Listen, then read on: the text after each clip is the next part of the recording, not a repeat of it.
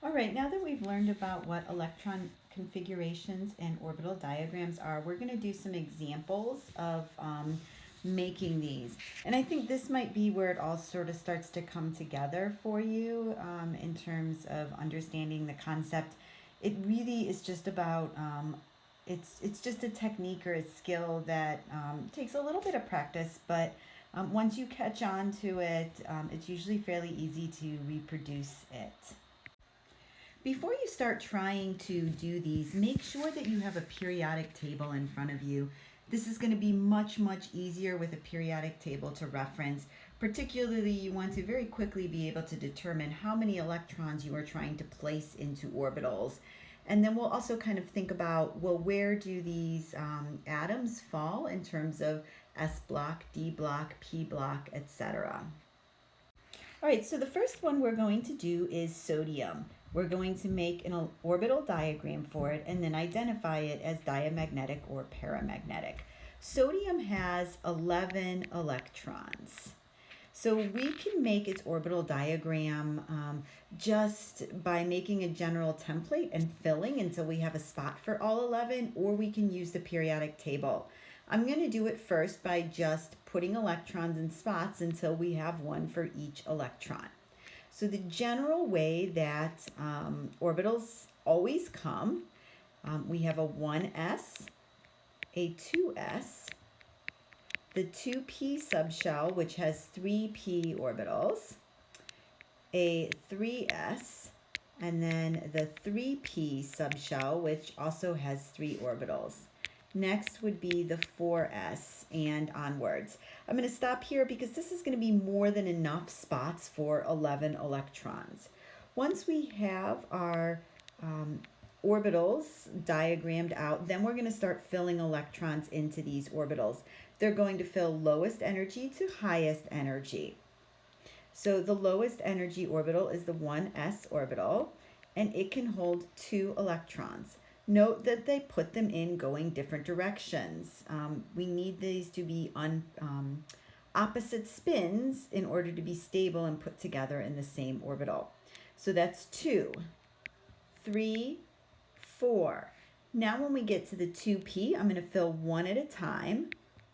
5, 6, 7, 8, 9, 10. I filled unpaired before pairing, but I totally filled the 2p before moving on to the 3s. I have spots for 10 electrons. I need one more, so I'm going to have 1 electron in the 3s orbital. So this then is my orbital diagram for sodium. Okay, now let's take a look at how we would do this off of the periodic table. Here we have sodium on the periodic table. What we're going to do is start working our way across the periodic table, identifying blocks and building our orbital diagram. So we have here the 1s between hydrogen and helium, so that would be 1s.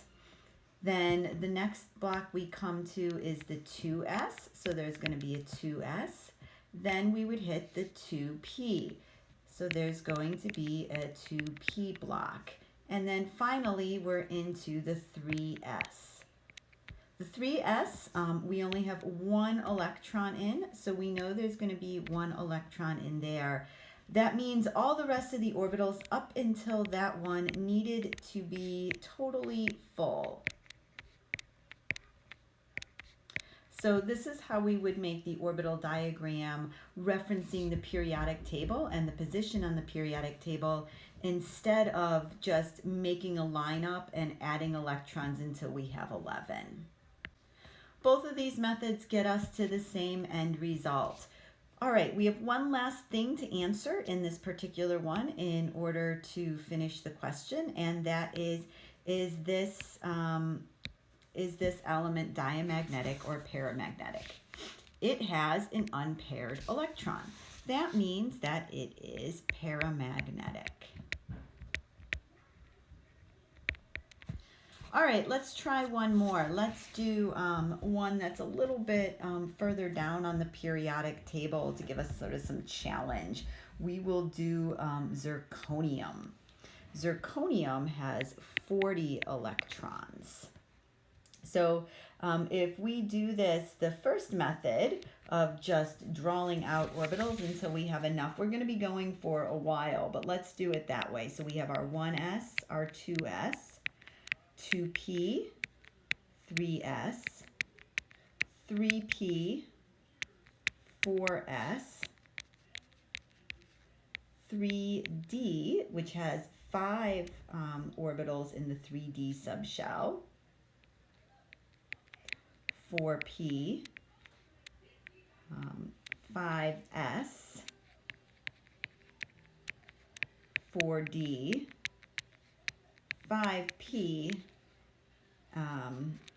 6s, and that should be more than enough at this point in time for 40. So now we're going to fill electrons in here until we have a spot for all 40 of our electrons. So 1, 2, 3, 4, 5, 6, 7, 8, 9, 10, 11, 12, 13, 14, 15, 16, 17, 18, 19, 20, 21, 22, 23, 24, 25, 26, 27, 28, 29, 30, 31, 32, 33, 34, 35, 36, 37, 38, 39, and 40. So we fill up to the 4D subshell, and we have 2 electrons in that subshell.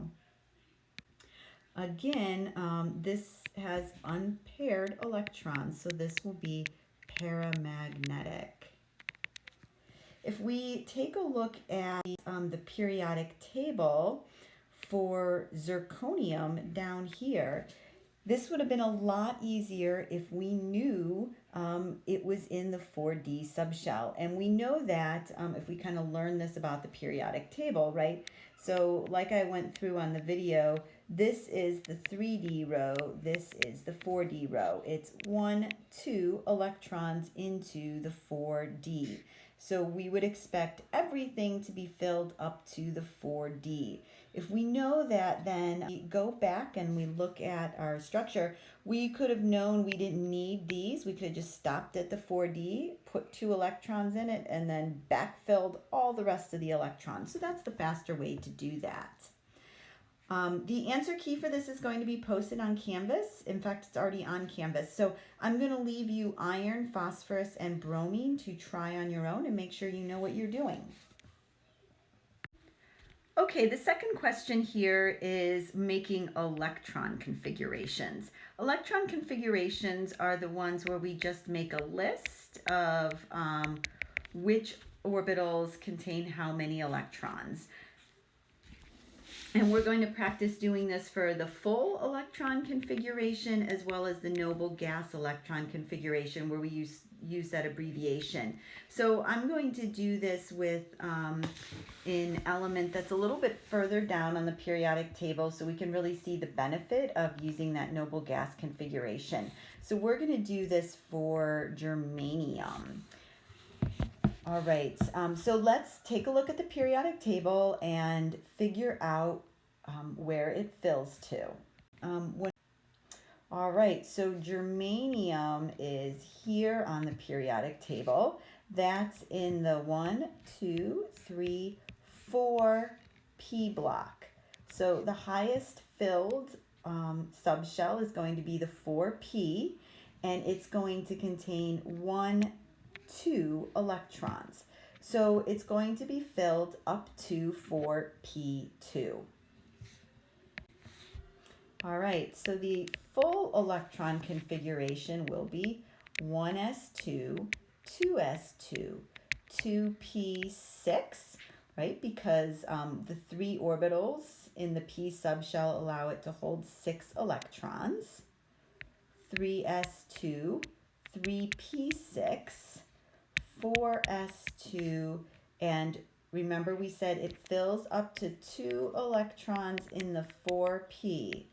So this is going to be its highest fill level, 4p2, and that would be the full electron configuration for germanium. All right, to do the noble gas configuration, let's bounce back to the periodic table and identify which noble gas comes before it. So again, here's germanium. The noble gas before it is argon. Argon is filled through the 3p6. All right, so that means we can represent all of this with the argon bracket, and that would leave 4s2, 4p2. So this would be the noble gas configuration.